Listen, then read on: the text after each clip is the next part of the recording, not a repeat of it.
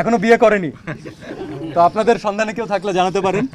তো আমাদের সিনেমার মার্কেটিং আমরা করিনি, আমাদের সিনেমার মার্কেটিং এ ফ্যামিলির দর্শকরা করে দিয়েছে। আমরা বিদেশের সর্বোচ্চ সংখ্যক হলে মুক্তি দিতে পারছি ঈদের সিনেমার ভিতরে। বাসা থেকে ক্যামেরা নিয়ে আসছেন? আচ্ছা, first of all thank you so much প্রত্যেকটা মানুষকে, প্রত্যেকটা মেম্বারকে। আপনারা একটু খেয়াল করে দেখবেন যে আজকে দিনটা স্পেশাল হওয়ার সবচেয়ে বড় রিজন হচ্ছে আমরা একা একা তো অনেক জায়গায় যাই, কিন্তু ওইরকম জায়গায় আমরা কতবার যেতে পারি যেখানে আমরা পুরো পরিবারকে একসাথে নিয়ে যাই। সিনেমা কিন্তু আমাদের এরকম একটা লেগাসি ছিল এক সময়, আমাদের বাবা মার কাছ থেকে শুনতাম তারা এই ইমোশনাল একটা ভ্যালু অ্যাড করে, এরকম জিনিসপত্র তারা আসলে সিনেমা থেকে ছোটোবেলায় শিক্ষা পেয়েছে।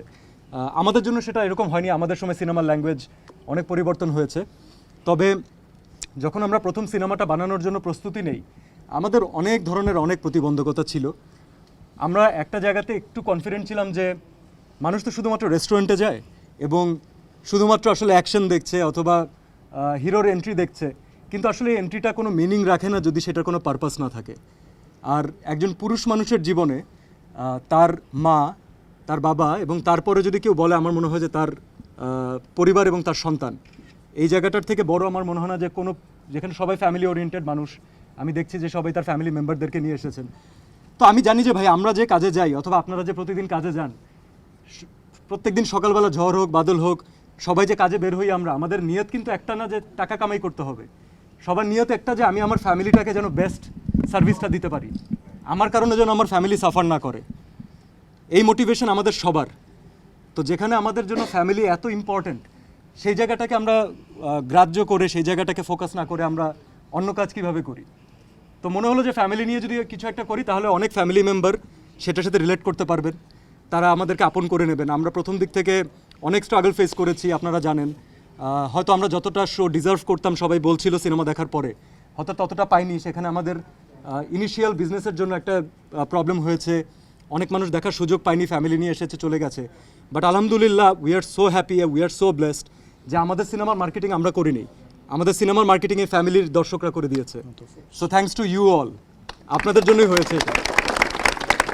ভাই, এই যে দেখছেন যে বেশ কয়েকবার সিনেমা তো দেখা হয়েছে নিশ্চয়ই, কারণ প্রচারণা গিয়েছে। না, আমি একবার দেখেছি, এরপর আর দেখতে চাই না আসলে।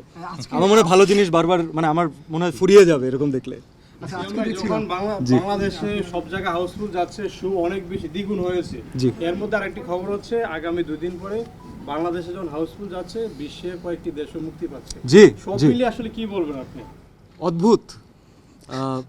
বাংলাদেশে আমাদের হল স্কোর করাটা কতটা টাফ আপনারা জানেন, যে একটা প্রপার হল পাওয়া যায় না।